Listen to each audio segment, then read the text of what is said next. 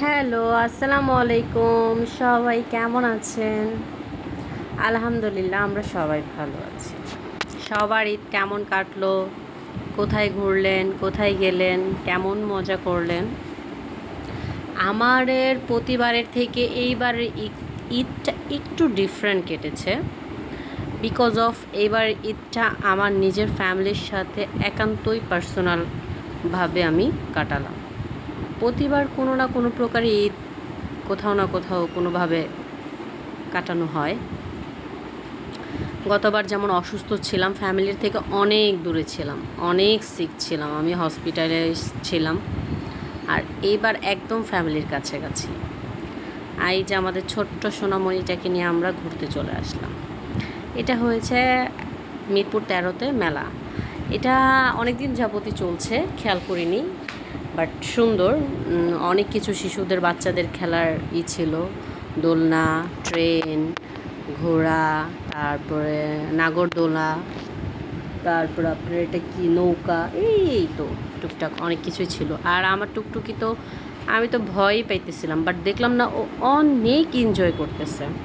ও বারবার বলতেছে আবার উঠবো আবার উঠবো, কিন্তু আমরা ভয় পাইতেছিলাম, ওকে ভয়ে উঠতে দিচ্ছিলাম না। কিন্তু না, সে তো খুব এনজয় করতেছে। সাথে ছিল আমার ছোট্ট বোন, মামাতো বোন, আমার কাজিন সিস্টার, ও আমাদের খুব আদরের। আর এই টুকটুকিতে আমাদের কলেজার টুকরো, আমার ভাইয়ের একমাত্র মেয়ে, আমাদের সোনামণি খুব মজা করতেছে। ওর হাসি দেখে ভাবতেছিলাম না, ও তো খুব মজা করতেছে, আর এদিক দিয়ে আমরা ভয় পাচ্ছিলাম আল্লাহ পড়ে না যায়, কি হয় আল্লাহই জানে।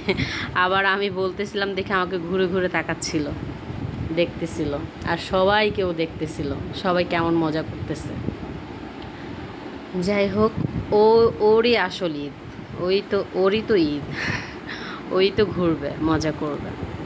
যাক, নিয়ে আসলাম, আমার মা আসলো, আমার বোন আসলো, আমার ভাইয়ের বউ আসলো, আর আমাদের ছোট্ট সোনামণি। ওদের নিয়ে এই যে এটা ঘোড়ায় উঠলো, তারপর ট্রেনে উঠলো, ট্রেনে উঠেছে ওর ফুপির সাথে কোলে করে, নাগরদোলায় ওর ফুপির সাথে কোলে উঠেছে। এখনই আমরা চলে যাব নাগরদোলায়। এইটা আমার মা এখন নাগরদোলায় উঠবে, টিকিট কাটলাম, এখন তারা উঠবে, নিয়ে যাব। এই যে উঠে পড়লো।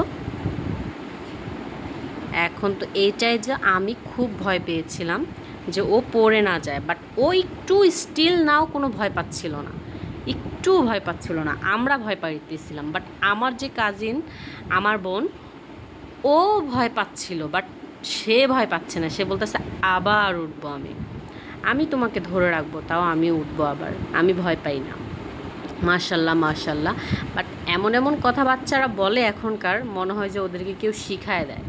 অ্যাকচুয়ালি ওদেরকে কেউ শিখাইতে হয় না, ওরা আসলে আল্লাহর তরফ থেকেই, মানে ওরা কেন জানে বুঝে বলে ফেলে কথাগুলো। যাক, মাশাল্লাহ। সবাই দোয়া করবেন আমার ভাইয়ের মেয়ের জন্য, আমাদের কলিজার টুকরা, ওই জন্য সবাই দোয়া করবেন।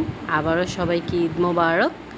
সবাই কেমন ঈদ কাটালেন অবশ্যই জানাবেন। আসসালামু আলাইকুম, thank you so much, bye, tata, take care.